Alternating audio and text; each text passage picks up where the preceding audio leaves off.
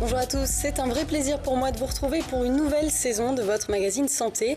Et pour commencer l'année en forme, il faut bien dormir. Alors justement, dans cette émission, on va parler du sommeil et vous donner des conseils pour le chouchouter à la rentrée. Et pour en parler, j'accueille deux médecins. Marc Rey, bonjour. Vous êtes neurologue, responsable du centre du sommeil à l'hôpital de la Timone de Marseille. Et Philippe Cornus, vous êtes pédiatre à l'hôpital d'Aix-en-Provence, dans l'unité de sommeil du service de pédiatrie. Alors est-ce que vous êtes reposés, messieurs ? Pour l'instant, on est bien reposés. Alors, tout va bien. Ensemble, nous allons faire un tour du côté du Centre du Sommeil, un lieu rare à Marseille qui cherche à comprendre comment vous dormez. On verra que les enfants y sont aussi accueillis. Alors, comment fonctionne ce lieu? Qui sont les médecins du sommeil? Comment faire pour bien dormir? On voit ça dans cette émission. Alors, pour commencer, la rentrée, c'est une période un petit peu stressante. Est-ce que ça bouleverse le sommeil? Ça va bouleverser le rythme de vie puisque...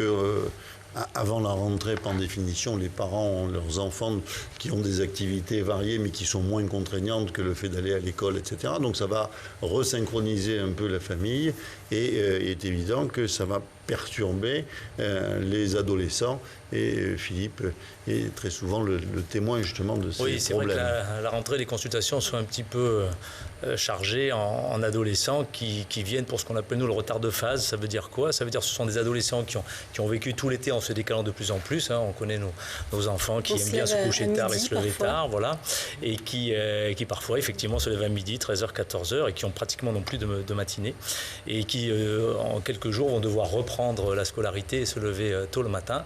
Et donc, ils vont amputer leur sommeil de 3, 4, 5, 6 heures. Et ceci est ennuyeux. Pourquoi? Parce qu'il va y avoir un grand décalage entre la façon dont ils vivaient pendant l'été d'un point de vue biologique, avec tout ce que ça comporte au niveau des hormones, du cycle de la température, etc., qui était sur une heure estivale. Et il va falloir maintenant vivre sur une heure sociale différente. Or, l'organisme met à peu près 3 semaines, 1 mois à ce rééquilibrage. Du coup, et donc, il va y avoir une fatigue. Lever, pourquoi? Parce qu'il va y avoir un manque de sommeil. L'adolescent va donc se lever à 7 ou 8 heures le matin en septembre, comme si nous nous levions, nous, à 3-4 heures du matin. Donc, on imagine bien la fatigue qui va s'en suivre. C'est un problème très important parce que si les week-ends ou lors des prochaines vacances, à nouveau, on le laisse un peu déraper sur le matin, à ce moment-là, on va maintenir ce déséquilibre. Et parfois, chez l'adolescent, ça peut être source de problèmes graves, dont notamment les dépressions de l'adolescent. Voilà. Donc ça, c'est dans les cas les plus, Tout à fait. plus forts. Mais pour l'adulte, bien entendu, les parents vont devoir gérer un certain nombre de conflits pour le coucher du soir, et ils vont se rendre compte que le matin, il est extrêmement difficile de réveiller les enfants pour les amener à l'école.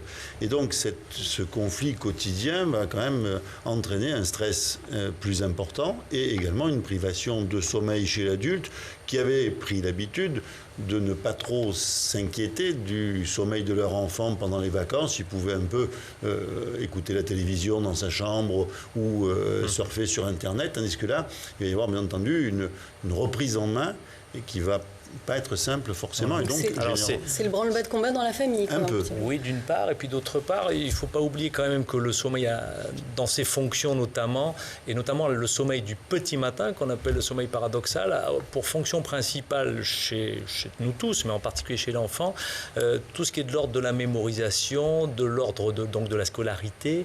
Et ce sommeil, s'il est amputé, va bien entendu retentir sur ses rythmes scolaires, sur ses apprentissages et sur son humeur. Donc c'est quand même quelque chose dont il faut tenir compte. Et la prévention va passer essentiellement par essayer de maintenir pendant les week-ends, pendant les vacances, des heures assez proches de celles qui sont demandées à l'enfant pendant la vie de tous les jours, la vie scolaire. Donc l'idée, si on se réveille à 7 heures pendant la semaine, c'est le week-end, allez, maximum 9 heures? Oui, voilà, je crois qu'un décalage de 2 heures, il faut tolérer à l'adolescent parce que l'adolescent a besoin de vivre sa vie d'adolescent, il a besoin de sortir, de faire la fête, etc. Mais il faut essayer de lui faire passer le message que 1 ou 2 fois par semaine, ça peut suffire, et notamment que pendant les périodes d'été, les périodes de vacances un peu longues, il faut essayer d'être raisonnable et que 9 heures le matin, se lever et avoir une activité. Le réveil ne suffit pas, il faut mettre le réveil, mais il faut éclairer, sortir, avoir une activité physique, c'est ça qui est important. Et donc pour l'adulte, Marc Rey, du coup, c'est aussi un bouleversement ce moment-là? C'est un bouleversement parce qu'il y a cette réorganisation, cette recomposition de l'emploi du temps qui est quelque chose d'important. Et bien entendu, il va falloir éviter qu'il y ait trop de stress le soir pour les parents de façon à ce qu'ils puissent s'endormir. Et il est évident qu'il y a tout un tas de comportements à avoir le soir qui vont favoriser le sommeil, mais il faut avoir un moment un peu de calme dans lequel on va pouvoir ne pas être trop stimulé. Et c'est vrai qu'aujourd'hui, il y a beaucoup de stimulation le soir et parfois un certain nombre de personnes vont être confrontées à des informations, des mails, des coups de téléphone ou des SMS en début de soirée qui viennent du milieu du travail et qui vont bien entendu retentir le lendemain parce qu'on leur dit qu'il faut absolument faire ça pour demain, ils l'apprennent à 9h30 du soir. Donc ce facteur stress va expliquer l'importance des insomnies. Parce que ça ça retentit sur l'activité électrique du cerveau, ça stimule et du coup on a du mal à un moment à couper et à laisser retomber la pression. On ne peut jamais trouver le sommeil si on le cherche. C'est quelque chose, il faut s'abandonner au sommeil, il ne faut pas chercher le sommeil.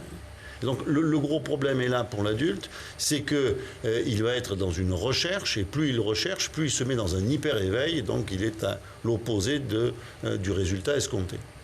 Et ce fait de lâcher prise est quelque chose qui est compliqué et qu'il va falloir apprendre. Et du coup, donc ça passe par une meilleure organisation à la maison. On parle des écrans. Ces écrans, en fait, quel est le problème de tous ces écrans? Alors, il est double. Ce que vient de dire Marc est évident chez l'enfant qui est toujours dans la demande, dans la stimulation. Il aime jouer, on aime faire des galipettes avec papa. Bon, ça, c'est quelque chose qui met l'enfant en hyper-éveil et qui va donc retarder un petit peu le sommeil. Mais c'est l'enfant aussi qui va être extrêmement pris par une acquisition au moment de la marche, au moment de la propreté. C'est quelque chose qui parfois l'envahit et qui peut, ou un changement de nounou à la crèche, et qui va donc là aussi entraîner notamment le soir des petites difficultés un petit peu à l'endormissement. Et puis l'enfant, quel que soit son âge, et chez l'adulte aussi, il y a ces problèmes de stimulation lumineuse très importante. Nous avons une hormone, la mélatonine, qui nous permet d'aller vers le sommeil, et cette mélatonine n'est pas bien sécrétée lorsqu'on est en pleine luminosité. Donc il faut le soir faire attention un petit peu à la télévision, trop de lumière dans la maison, aux écrans, et donc ça aussi, il y a une stimulation physique qui va faire que cette hormone ne va pas être sécrétée suffisamment tôt. Oui, c'est quand même quelque chose de très important, la lumière. Alors, pendant très longtemps, la lumière nous était donnée par la lumière solaire et on n'avait pas trop à s'occuper. Et progressivement, la lumière est devenue beaucoup plus importante. Dans les écrans d'ordinateur, on a une proximité à l'écran qui fait que la stimulation lumineuse elle est importante. Elle est plus importante qu'une stimulation par un écran de télévision qui va être éventuellement à 3-4 mètres. Donc beaucoup plus loin et moins performant pour l'arrêt de la sécrétion de mélatonine. La mélatonine, c'est une hormone qui est sécrétée quand il fait nuit, quand il fait noir. Et s'il ne fait jamais noir, elle va avoir une sécrétion qui va être de moins bonne qualité. Donc même le fait d'être devant un écran, on pourrait imaginer, oui, c'est une lumière. Non, pour le coup, c'est ça. Non, parce qu'on est très près de l'écran d'ordinateur. Je veux dire qu'on va être, et très souvent, vous allez avoir des jeux très contrastés avec des flashs lumineux, enfin avec des contrastes lumineux importants, surtout qu'actuellement, il y a des écrans de très bonne qualité, et donc on va se retrouver avec une stimulation lumineuse à un moment où, au contraire, la lumière devrait progressivement disparaître. C'est ce qui se passe dans la nature. Si vous baladez le soir, progressivement, ça s'éteint. Donc il y a le double effet, il y a la stimulation visuelle et après il y a la stimulation intellectuelle par le jeu, on est pris et ça n'aide pas au sommeil. Les jeux vidéo notamment, où là, on veut terminer. Tout à fait. Là, je crois qu'il faut bien demander le contrôle parental. Là, les parents doivent vraiment remplir leur rôle. Il faut donner un temps à ces jeux. Je crois qu'il faut que les enfants vivent avec leur société actuelle, mais à l'inverse, il faut que les parents puissent contrôler. Notamment, moi, je suis assez favorable à ce que les écrans soient dans les milieux, par exemple, où la famille évolue, à savoir le salon, un couloir, mais éviter de les laisser dans les chambres. Et nous, on voit déjà des enfants qui ont leur écran de télé à 12, 15 ou 18 mois pour s'endormir dans leur chambre, vont avoir après leur écran de jeu sans contrôle, et jusqu'à 11h, minuit, surtout après justement les vacances d'été, on se retrouve avec des enfants qui ont besoin d'occuper leur esprit parce que le sommeil ne va pas venir avant 1 ou 2 heures du matin, heure qu'ils s'étaient fixée pendant les vacances d'été, et donc il faut bien qu'ils s'occupent. Et à ce moment-là, si on rajoute une stimulation visuelle par les jeux, on entretient ce phénomène de coucher tard. Et pour les adultes, alors, qu'est-ce qu'on pourrait conseiller comme activité qui favorise l'endormissement? On parle souvent des livres. Est-ce que lire un livre, c'est bien? Alors, lire un livre est quelque chose d'utile pour l'adulte et on peut également faire des mots croisés ou des sudoku, donc une activité qui demande quand même un certain effort attentionnel, dans lequel ça va avoir pour but de vous faire sentir que finalement vous n'arrivez plus à faire trop attention, vous avez un peu moins d'idées, et donc c'est un des signes du sommeil, de même les yeux qui piquent. Donc l'intérêt de cette lecture ou de cette activité, c'est de vous faire sentir que vous êtes fatigué, que vous êtes moins performant, et que donc il est temps d'aller dormir. Un des problèmes qu'on a chez l'adulte, c'est que beaucoup vont faire une sieste devant la télé après le repas, entre 20h30 et 21h30. Et là, ça va avoir une répercussion très négative sur le sommeil de la nuit. C'est-à-dire que vous avez des gens qui ont dormi 1 heure devant la télé, qui à ce moment-là se réveillent, s'activent et vont se coucher alors qu'ils n'ont plus sommeil, ils ont l'impression de sortir de la sieste. Donc là, on peut leur conseiller de faire une sieste plutôt au début d'après-midi. La sieste, toujours au début d'après-midi, jamais après 15 heures, de façon à pouvoir... Le but de la sieste, c'est de recharger les batteries, de recharger les systèmes d'éveil, c'est pas de faire du sommeil. Donc il faut lâcher prise, le fait de ne plus être dans l'activité, mais au contraire d'être dans une période où vous allez ne plus faire attention, donc ne plus avoir une stimulation des systèmes d'éveil. On va arrêter cette stimulation pendant 15 minutes à la mi-journée, et ça va vous permettre de fonctionner correctement l'après-midi et de ne pas arriver chez vous le soir à 17 ou 18 heures et de faire une sieste qui va, à ce moment-là, bien entendu, avoir une répercussion très négative sur le sommeil de nuit. Encore faut-il trouver un endroit où faire la sieste qui peut quand même aider. Dans tous les bureaux, il n'y a pas forcément un lieu aussi où on peut se reposer, même si ça vient de plus en plus. Oui, alors ça peut nous amener à réfléchir aussi sur les besoins de sommeil de l'enfant qui sont très importants. Il faut bien connaître que l'enfant va avoir un sommeil beaucoup plus important, vous le savez, à la naissance, et va réduire ses temps de sommeil jusqu'à l'âge de 4 ans à peu près progressivement par la baisse des siestes. Pourquoi il dort plus? Alors, il dort plus, pourquoi? Parce qu'en fait, on est au niveau d'une maturation cérébrale et le cerveau a des besoins extrêmement importants. Or, l'essentiel de la construction cérébrale s'établit chez l'enfant pendant le sommeil. Et donc, le sommeil va évoluer et ces besoins de sommeil sont d'abord propres à chaque enfant. Il y a déjà des gros, des moyens et des petits dormeurs. Et ces besoins de sommeil vont se réduire essentiellement sur les siestes. Et il faut bien comprendre et connaître à quel moment l'enfant va avoir besoin d'une sieste ou avoir besoin de la réduire, voire de l'arrêter, cette sieste. Ce qui peut entraîner, comme disait Marc, un enfant par exemple, en gros, on va dire que vous avez besoin de 3 temps de sommeil de sieste jusqu'à peu près 9-10 mois. Après, vous allez être à 2 périodes de sieste, le matin vers 9-10 heures et en début d'après-midi. Et il faut que la sieste de fin d'après-midi s'arrête vers 9-10 mois.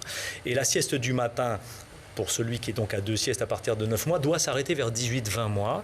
Et enfin, la dernière restante va être celle de la début d'après-midi, va s'arrêter vers l'âge de 4 ans. Mais ça, c'est relativement théorique. Et pour la plupart des enfants, ça peut fonctionner. Mais il y a à l'inverse, vous avez des enfants qui vont, par exemple, à 3 ans, ne plus avoir besoin d'une sieste l'après-midi. Et s'ils la font parce qu'à l'école, on la leur demande, à ce moment-là, le soir, ils ne vont pas s'endormir. Comme disait Marc, pour l'adulte qui, lui, va faire une petite sieste après le repas du soir, lui ne va pas s'endormir. Du coup, ça va créer des tensions dans le système familial parce qu'on va mettre un enfant au lit qui n'a pas besoin de dormir. Et ceci peut créer après ce qu'on appelle des phénomènes de dépendance, c'est-à-dire que l'enfant, pour s'endormir, va faire 3 allers-retours, va aller boire un coup, va faire pipi, bref, va mettre le bazar à la maison, si on parle un petit peu simplement. Et ça va créer à la fois des tensions qui vont retarder encore plus le sommeil, mais surtout va créer aussi des habitudes d'endormissement qui seront négatives. Donc ça, comment on fait quand on est tenu justement dans une crèche, une école où il faut essayer d'adapter un petit peu en fonction de chaque exactement. enfant. Les besoins de sommeil sont comme la couleur des yeux. Il y a des moyennes, mais il faut essayer de temps en temps de s'adapter quand il y a un problème. Si l'enfant fonctionne bien, on ne touche rien, même si parce que vous savez, le sommeil se régule en fait sur plusieurs jours. On n'est pas fait pour vivre sur 24 heures, tant d'heures de sommeil. On est fait pour en fait dormir tant d'heures sur des périodes qu'on peut établir peut-être sur 6-7 jours. Donc il nous faut raisonner avec des agendas de sommeil, c'est-à-dire qu'on collige sur un papier comment le sommeil se répartit sur une semaine, et on peut avoir des siestes par exemple chez l'enfant qui peuvent durer 1h30 ou 2h15, mais ce qui est sûr c'est qu'à la fin de la semaine le compte de sommeil doit y être. Et donc en fait il ne faut pas raisonner sur une journée mais sur des périodes un peu plus longues, et en fonction des problèmes on peut être effectivement parfois adapté à modifier ces répartitions. Donc être attentif aux besoins finalement. Tout à fait, parce que ce que disait Philippe, ce qui est très important, le rôle du sommeil actuellement est clairement un rôle dans la consolidation de ce qu'on a appris dans la journée. Alors, il y a 2 types de sommeil, le sommeil lent et puis le sommeil paradoxal. Ces 2 types de sommeil sont impliqués dans la consolidation de la mémoire de ce qu'on a appris. Quand vous êtes enfant, vous allez devoir apprendre à parler, vous allez devoir apprendre à marcher, vous allez devoir apprendre une foultitude de choses et vous allez devoir les consolider en dormant plus longtemps. Mais de même, quand vous êtes adulte, quand vous êtes dans une période de formation, vous aurez besoin de plus de sommeil pour consolider. Par contre, si vous apprenez plus rien, vous aurez besoin de moins de sommeil. Donc vous voyez bien que ces besoins de sommeil sont très fluctuants, à la fois dans la vie et en fonction de l'activité à un moment donné. Et comment savoir combien de sommeil on a besoin chacun? Est-ce que ça, on est tous différents finalement? On est tous différents, mais pour le savoir, là c'est simple, c'est une semaine de vacances en libre cours. Voilà. Et là, vous récupérez votre dette de sommeil que vous aviez du fait de votre activité. Et vous regardez, vous allez avoir une absence d'allongement de votre temps de sommeil après cette première semaine dans laquelle vous avez récupéré. La deuxième semaine de vacances, en principe, va vous donner votre sensation de sommeil suffisant. D'accord. Et alors après, ce qui est important, c'est justement de se poser la question. Parfois, on nous demande est-ce que la fatigue que présente cet enfant ou cet adulte est liée à un manque de sommeil? Alors, il est évident que le manque de sommeil favorise l'asthénie, la fatigue, mais attention que toutes les fatigues ne sont pas dues à un manque de sommeil. Ça, ce n'est pas une équation. Premier point. Le deuxième point, il faut comprendre que la dette de sommeil va s'exprimer. Nous, par exemple, chez l'enfant, ça va être soit un état de somnolence, une reprise de sieste, un adolescent qui va s'endormir en début d'après-midi ou en fin d'après-midi, ou alors un enfant qui va s'endormir dans son assiette le soir. Ou alors le week-end, ça c'est un enfant qui est bien réglé, on va dire, qui se réveille tous les jours à peu près à la même heure. Si tous les week-ends il échappe sur le matin, il va dormir jusqu'à 9-10 heures, c'est que c'est un sujet qui fonctionne tout le temps un peu sur la dette de sommeil. Et comme le disait Marc, cette dette de sommeil peut après entraîner derrière elle des problématiques dans le fonctionnement intellectuel, psychologique, comportemental, notamment de l'enfant. Donc il est important de savoir quels sont les besoins de sommeil, mais surtout de s'assurer qu'il n'y ait pas de dette, de manquement au sommeil.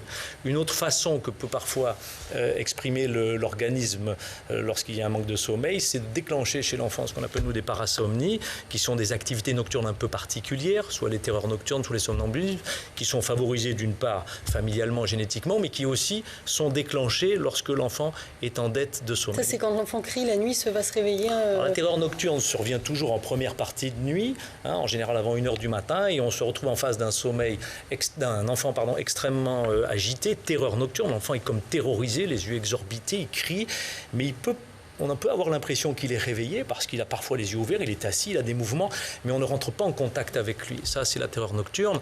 Elle est relativement fréquente, tous les enfants peuvent en faire, mais lorsqu'elle devient répétée ou répétitive, il faut se poser la question d'une cause, et notamment la dette de sommeil peut être un des facteurs déclencheurs. Allez, avant de continuer ces questions, je vous propose une immersion au cœur du centre du sommeil. Donc, elle est située au 3e étage de l'hôpital de la Timone à Marseille. C'est un des 40 centres en France qui traitent les troubles du sommeil. Alors, après une consultation, le médecin peut décider d'enregistrer le sommeil des patients. Regardez. Ces gestes, elles les refont tous les jours pour préparer un lit un peu spécial. Ici, au centre du sommeil, on vient surtout pour dormir. Les patients, petits ou grands, viennent passer une nuit ou une sieste dans cette chambre spécialement équipée où tous leurs mouvements seront enregistrés. La nuit, on enregistre les paramètres respiratoires, donc on pose un micro pour entendre si la personne ronfle. On pose des ceintures autour du thorax et du ventre pour voir si la personne a une respiration thoracique ou abdominale. On pose une thermistance dans le nez pour voir si la personne s'arrête de respirer. On pose des électrodes d'ECG pour enregistrer le cœur aussi. Et on pose des électrodes sur les jambes pour voir si la personne bouge les jambes la nuit. Fils et capteurs vont permettre d'explorer le sommeil du patient. Dans la chambre, une caméra infrarouge filme les moindres mouvements de la personne pour étudier son sommeil en détail. Ces enregistrements sont souvent cruciaux pour les enfants épileptiques ou atteints de troubles du sommeil pour établir un diagnostic précis. Alors après, elle va manger, donc on marquera repas. Et puis après, on la couche, et puis voilà. On marquera lumière éteinte, et puis on commencera l'enregistrement. Pendant une durée à peu près d'un cycle qui dure 1h30. Voilà. Et pendant ce temps, on regardera un petit peu ce qui se passe, si elle dort, si elle dort pas, si elle a des grapho-éléments qui peuvent traduire un problème épileptique. Voilà. Si les enfants sont souvent impressionnés au début de l'expérience, Grâce à des jeux pour les détendre, cela se passe souvent mieux. Les petits, ils ont l'habitude de la sieste et souvent on donne pour consigne aux parents que les enfants se couchent tard et se lèvent bonne heure le matin pour qu'ils aient sommeil. Donc en général, ça se passe bien. Ça fait une sieste, ils mangent et puis après le repas, ils se couchent. Donc les tout petits dorment avec leur maman ou leurs parents, le papa ou la maman qui est là présente. Et en général, ça se passe très bien. Le Centre du sommeil accueille chaque année plus de 1000 patients pour des pathologies diverses telles que les insomnies, la narcolepsie, le somnambulisme, les apnées et autres pathologies du sommeil. Alors quels sont les troubles du sommeil les plus courants? Je crois que 3 Français sur 4 souffrent d'insomnie. Quelles sont les causes de l'insomnie? L'insomnie est quelque chose d'extrêmement fréquent. La première cause d'insomnie primaire, c'est-à-dire qui n'est pas liée à une autre maladie, que ce soit une maladie psychiatrique ou une maladie organique. C'est vrai que si vous avez des douleurs, vous allez être insomniaque. Mais la cause la plus fréquente, c'est ce qu'on appelle l'insomnie psychophysiologique, c'est-à-dire qu'on a eu une période d'insomnie dite d'ajustement ou de stress, c'est-à-dire qu'on a eu des problèmes qui fait qu'on n'a pas pu dormir pendant quelques nuits, et ceci va entraîner que l'individu, quand il va se coucher, il se pose la question, est-ce que je vais dormir? Et est-ce que je vais passer une mauvaise nuit? Donc lui-même va se stresser. Et à ce moment-là, bien entendu, il va se stresser et il va se créer des conditions pour qu'il ne puisse pas dormir, puisqu'il va, à nouveau, comme je le disais tout à l'heure, chercher son sommeil. Et donc, cette insomnie va bien entendu ne pas bien marcher avec des somnifères. Ce n'est pas avec des somnifères qu'on va régler ce problème, puisque les somnifères vont marcher dans les premières nuits, mais ensuite on va avoir un échappement. Et c'est pour ça que les somnifères sont des médicaments qui sont très utiles sur une insomnie aiguë, pour nous faire passer un cap. Une insomnie aiguë, ça veut dire quoi du coup? Moins de 3 semaines. Moins de 3 semaines, donc vous avez quelque chose qui vous empêche de dormir parce qu'on vous a volé votre voiture ou parce que vous avez des travaux qui n'avancent pas ou des choses comme ça. Donc vous avez du mal à vous endormir, mais ça doit disparaître assez rapidement, moins de 3 semaines. Et c'est pour parler d'insomnie chronique, il faut que ça dure plus de 3 semaines et plus de 3 fois par semaine. C'est-à-dire qu'on n'est pas toutes les nuits avec le même sommeil. Il y a des nuits qui sont bonnes et des nuits qui sont mauvaises. Un des problèmes, bien entendu, c'est que l'insomniaque ne se souvient que des mauvaises nuits. Et du coup, l'insomniaque, souvent, on lui conseille de se lever. C'est ça, quand il y a trop d'incapacité à dormir, il vaut mieux se lever, faire quelque chose plutôt que... Une des premières choses des thérapies cognitivo-comportementales, c'est de réduire le temps passé au lit pour que l'on passe plus de temps au lit à dormir plutôt que de temps au lit à chercher le sommeil. Donc si on voit qu'on n'arrive pas à s'endormir, c'est pas la peine de rester 1h30. Et très souvent, l'erreur que font les gens, c'est qu'ils vont se coucher plus tôt et ils vont s'endormir toujours à la même heure. Quelqu'un qui est décalé, comme on parlait tout à l'heure des adolescents, c'est pas la peine qu'il aille se coucher à 10h du soir, si de toute façon il ne peut pas s'endormir avant 1h du matin. Voilà, ce qui est important, c'est que les prises de sommeil correspondent toujours à peu près avec les besoins de sommeil. Voilà. Chez l'enfant, il faut bien penser qu'il y a 3 grandes périodes quand même. Il y a l'adolescent, et l'adolescent insomniaque, on rejoint ce que disait Marc, avec quand même une connotation très particulière sur les problèmes dépressifs et parfois les prises de toxiques aussi chez l'adolescent. Donc l'adolescent insomniaque, il faut être quand même très très vigilant. À partir de quel moment il doit consulter justement cet adolescent s'il a des soucis? Je crois surtout lorsque l'insomnie le dérange et que surtout lorsque cette insomnie s'associe à des problèmes de comportement dans la journée, difficultés de vie. La période de 4-5 ans adolescent est une période où normalement on ne doit pas trop entendre parler du sommeil. Ça c'est sans doute important. Les enfants de 7, 8, 9 ans qui ont des insomnies et troubles du sommeil, des éveils nocturnes fréquents, il faut certainement être très vigilant et souvent il peut y avoir aussi des troubles psychologiques majeurs. A l'inverse, l'enfant avant 4-5 ans est soumis naturellement à des éveils nocturnes. Et là il faut faire attention de ne pas employer peut-être le terme d'insomnie chez ces enfants qui naturellement vont se réveiller 2-3 fois la nuit. Vous avez 5-6 éveils la première année et puis après 3-4 réveils entre 2 et 4 ans qui sont normaux, qui sont physiologiques et qu'il faut bien connaître car ce sont ces difficultés nocturnes qui vont entraîner chez les parents parfois donc des nuits extrêmement difficiles, donc du stress, et qui peuvent être persistantes pendant des années, avec souvent des mauvaises habitudes. Et donc là, il faut essayer tout simplement d'en parler à son médecin et en général, on arrive à trouver des solutions assez rapidement. Alors est-ce qu'on peut donner 2-3 autres conseils parce qu'on va vers la toute fin de l'émission pour bien dormir? Donc on a dit éviter les écrans. Est-ce qu'un repas trop copieux aussi, peut-être c'est pas vraiment conseillé? Un repas trop copieux n'est pas très conseillé, mais ce qu'il faut bien comprendre, c'est que mieux on est réveillé la journée, meilleure sera notre nuit.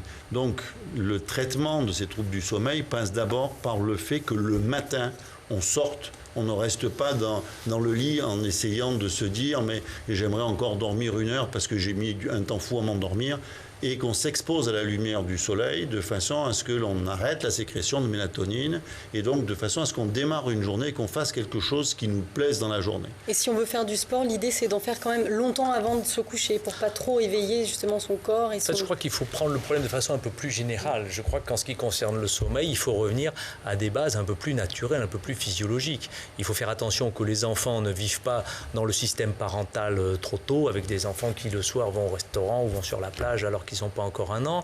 Je crois qu'il faut rester raisonnable aussi sur les activités du soir. Faire du sport, c'est utile, mais faire du sport 1 demi-heure avant de se coucher, surtout si c'est une activité intense, ce ne sera pas très très bon pour le sommeil. De la même façon qu'il est important d'avoir une vie familiale, mais il ne faut pas à ce moment-là entraîner non plus trop de tension entre les enfants et les parents. Bref, il y a probablement à retrouver peut-être un... Non, c'est déjà la fin de cette émission, mais on en refera une parce que visiblement, on n'a pas du tout abordé tout ce qu'on voulait. Merci en tout cas à tous les deux d'être venus sur le plateau. Merci à vous de nous avoir suivis. La semaine prochaine, on parlera de maladies rares, les tumeurs cérébrales. Vous pouvez déjà nous poser des questions à l'adresse qui s'affiche ou sur les réseaux sociaux en tapant « C'est la santé ». Voilà, excellente journée à tous. À très bientôt.